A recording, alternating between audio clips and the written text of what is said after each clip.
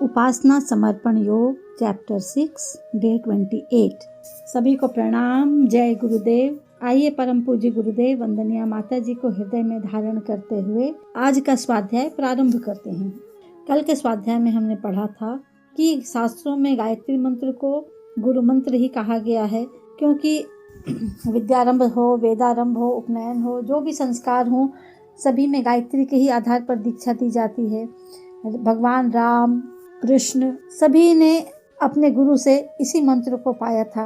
महर्षि विश्वामित्र द्वारा राम को अति बला शक्तियाँ इसी साधना के माध्यम से प्राप्त हुई थी और स्वयं विश्वामित्र क्षत्रिय से ब्रह्मर्षि इसी गायत्री मंत्र के प्रभाव से बने थे। तो आइए आज हम लोग आगे पढ़ते हैं। महर्षि विश्वामित्र का कथन है, गायत्री के समान चारों वेदों में कोई मंत्र नहीं है। संपूर्ण वेद, यज्ञ, ज्ञान, तप गायत्री मंत्र की एक कला के भी समान नहीं है। भगवान मनु कहते हैं, गायत्री से बढ़कर पवित्र करने वाला और कोई मंत्र नहीं है। जो मनुष्य नियमित रूप से 3 वर्ष तक गायत्री का जप करता है वह ईश्वर को प्राप्त करता है। जो द्विज दोनों संध्याओं में गायत्री जपता है वह वेद पढ़ने के फल को प्राप्त करता है। अन्य कोई साधना करे या ना करे, केवल गायत्री जप से ही सिद्धि पा सकता है। नित्य 1000 जप करने वाला पापों से वैसे ही छूट जाता है जैसे केचुली से सर्प छूट जाता है। जो द्विज गायत्री की उपासना नहीं करता वह निंदा का पात्र है।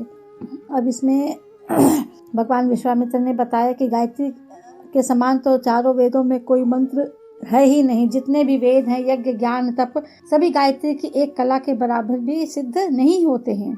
जैसे भगवान मनु ने बताया, पवित्र करने वाले मंत्रों में गायत्री से बढ़ के और कोई भी मंत्र नहीं है। और इतनी महिमा बताई कि कोई व्यक्ति अगर 3 वर्ष तक नियमित रूप से गायत्री का जप करता है तो उसे ईश्वर की प्राप्ति होती है। जो द्विज यानी जिनका उपनयन संस्कार हो गया है, दोनों संध्याओं में गायत्री जपता है, वह वेद पढ़ने के फल को प्राप्त करता है। कहते कि वेदारंभ संस्कार जब होता है तो उसके साथ उपनयन संस्कार भी कराया जाता है। तो कह रहे हैं कि दोनों संध्याओं में अगर कोई वेद नहीं पढ़ सकते तो अगर दोनों संध्याओं में नियमित रूप से गायत्री मंत्र का जप करते हैं तो वो वेदों को पढ़ने के फल को प्राप्त करते हैं।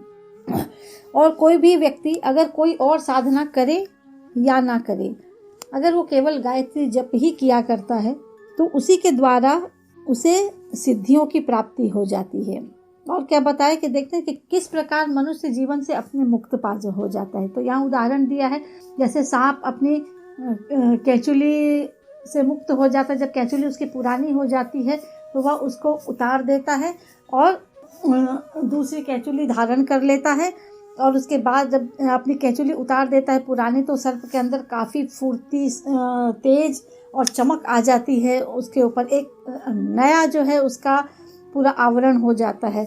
उसी प्रकार कह रहे हैं कि जो नित्य 1000 जप करते हैं उसके भी पापों का आवरण वैसे ही उतर जाता है जैसे कि सर्प की केचुली उतर जाती है।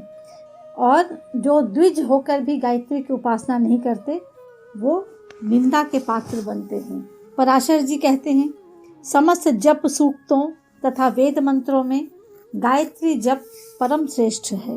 वेद और गायत्री की तुलना में गायत्री का पलड़ा भारी है। भक्ति पूर्वक गायत्री जपने वाला परम मुक्त होकर पवित्र बन जाता है। वेद, शास्त्र, पुराण, इतिहास पढ़ लेने पर भी जो गायत्री से हीन है उसे ब्राह्मण नहीं समझना चाहिए। अब यहाँ हमें पराशर जी ने बताया कि हमारे देखेंगे कि वेदों में बहुत सारे मंत्र दिए हुए हैं, बहुत सारे सूक्त दिए हुए हैं जिनसे बहुत सारे कार्यों की सिद्धियां होती हैं। लेकिन वो कह रहे हैं कि जितने भी जप के सूक्त हैं, वेद के मंत्र हैं, उन सब में गायत्री जो है वो परम श्रेष्ठ है। यानी गायत्री का जप जो करता है वह सबसे अच्छा है। और अगर हम वेद और गायत्री की तुलना करें तो गायत्री ही भारी ठहरती है।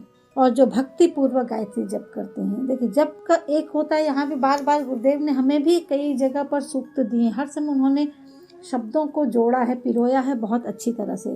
उन्होंने ये नहीं कहा है कि गायत्री का जप करने वाला, क्या कहते हैं, भक्ति पूर्वक गायत्री जपने वाला परम मुक्त होकर पवित्र बन जाता है। यानी गायत्री का जप तो करें, लेकिन उसके साथ हमारी जो भावनाएं हैं वो बिल्कुल भक्ति युक्त होनी चाहिए। यानी जैसे देवताओं के गुण होते हैं, देवताओं के प्रति भाव होते हैं, बिल्कुल उसको खाना पूर्ति की तरह हमें नहीं करना है कि हमें इतनी माला करनी, चलो बैठ गए, माला उतनी कर ली, उतनी गिनती में कंप्लीट हो गई। नहीं, भले कम ही करें, लेकिन उसके अंदर पूरे उसके हमारे भाव होने चाहिए, वो प्रेम होना चाहिए कि हम माला करने बैठे हैं, गायत्री मंत्र के जप की माला कर रहे हैं। तो गायत्री माता को अपने हृदय में धारण करके उनके प्रति पूरा भक्ति भाव रखते हुए तब हम गायत्री का जप करें, तो ऐसा भाव करें कि वो हमारे सामने बैठी हैं। हम माँ के सामने, हमारा परम सौभाग्य है कि हम माँ के सामने, हमें जप करने का सौभाग्य प्राप्त हो रहा है। इस भाव के साथ कि जो कुछ भी है माता के लिए, यानी पूरे भक्ति भाव से पूरित होकर के जब जप किया जाता है, तभी जा कर के जो है हमारा जीवन परम मुक्त होकर पवित्र बन जाता है। क्योंकि कहा गया है कि ये सब कुछ जो है सद्ज्ञान सद्बुद्धि की दात्री है। जब ये सारी चीज़ें जीवन में आती उतरती चली जाती हैं तो हमारा जीवन स्वमेव ही अच्छा होता चला जाता है। और गायत्री के जप को पहले भी बताया गया कि एक तरह का साबुन है जो घिसते जाओ और जितने भी विकार हैं, जितने भी मैल हैं, वो सारे निकलते हुए चले जाते हैं। तो जब निकलते हुए चले जाएंगे तो ऑटोमेटिकली जाहिर सी बात है कि पवित्रता आती चली जाएगी और हमारे को निर्मल बनाती हुई चली जाएगी। और बहुत बड़ी बात एक और गुरुदेव ने बताई कि कोई व्यक्ति कितने भी वेदों को पढ़ ले, शास्त्रों को पढ़ ले, पुराणों को पढ़ ले, कितना कुछ भी पढ़ ले, सब कुछ करने के बावजूद भी अगर वो अपने जीवन में गायत्री को नहीं अपनाता है तो उसे ब्राह्मण नहीं समझना चाहिए। यानी वो ब्राह्मण कहलाने के योग्य नहीं है। ब्राह्मण यानी ब्रह्म पद की प्राप्ति, जो ब्रह्म में रमण करे, जिसके विचार ब्रह्म में लीन हो, तो यानी ईश्वर में, ब्रह्म यानी ईश्वर, उसके वो कैसे जाएगा? अगर जब तक वो गायत्री की शरण में नहीं आता तब तक उसे सही अर्थों में ब्राह्मणत्व की प्राप्ति नहीं हो सकती। वो ब्राह्मण नहीं कहे जाने योग्य है। शंख ऋषि कहते हैं, नरक रूपी समुद्र में गिरते हुए को हाथ पकड़कर बचाने वाली गायत्री है। उससे उत्तम वस्तु स्वर्ग पर और कोई नहीं है। गायत्री का ज्ञाता निस्संदेह स्वर्ग को प्राप्त करता है। फिर यहाँ शंख ऋषि का मत बताया कि नरक रूपी समुद्र में गिरते हुए, अगर नरक रूपी समुद्र यानी जब हम गलत रास्तों पर चले जाते हैं तो क्या होता है, हमारे जीवन में बहुत सारी तकलीफ़ें, कठिनाइयाँ सब आती रहती हैं। हमारे मन को कोई रास्ता नहीं मिलता, हमें समझ में नहीं आता, तो हम क्या करें? और हम कहते हैं कि फिर वो नरक जो है वो यानी नरक यानी खराब जीवन, तो वो ऐसा हो जाता है जिसकी तुलना समुद्र से की गई है। क्योंकि खराब समुद्र काफ़ी बड़ा होता है और जब जीवन में थोड़ा सा भी बुरा समय आता है तो वो हमें बिल्कुल काफ़ी बड़ा लगता है। और अच्छा समय रहता है, कितना भी लंबा हो तो हमें लगता है अरे अच्छा समय तो बहुत कम ही था जीवन का, लेकिन बुरा समय होता है तो वो हमें बहुत भारी जान पड़ता है। तो ये कहने कि ये नरक रूपी समुद्र बताया उसको। तो अगर हम भूले भटके, अगर हम राह भटक भी गए, उसकी तरफ चल भी पड़े, तो अगर वहाँ से हमें हाथ बचा करके कोई पार लगा सकता है तो वह गायत्री ही है। वही कह रहे कि इसीलिए इससे उत्तम स्वर्ग और पृथ्वी पर कुछ भी नहीं है। और जो गायत्री का ज्ञाता है वह निस्संदेह स्वर्ग को प्राप्त करता है। यानी गायत्री को जो जान लेता है उसे स्वर्ग की प्राप्ति होती ही होती है। स्वर्ग यानी जहाँ सद्बुद्धि है, जहाँ सद्विचार है, वहीं आनंद ही आनंद है, वहीं प्रसन्नता है। तो वो अपने आप स्वर्गीय वातावरण तो वहाँ उत्पन्न हो ही जाता है। तो जो गायत्री का अवलंबन लेते हैं तो वो हमेशा स्वर्ग में ही रहते हैं। आइए आज इन्हीं के साथ स्वाध्याय को विराम देंगे। कल हम और अन्य ऋषियों के क्या मत हैं उनको पढ़ेंगे।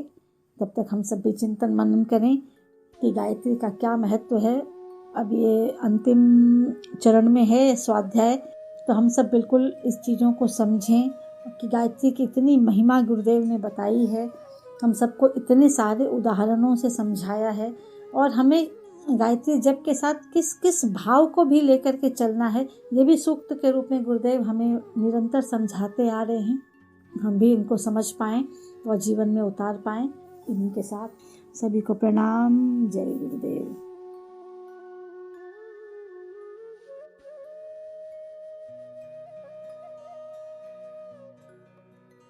हमारे YouTube चैनल को सब्सक्राइब करें और बेल आइकन को दबाकर ऑल पर क्लिक करें ताकि नोटिफिकेशंस आपको मिलती रहें।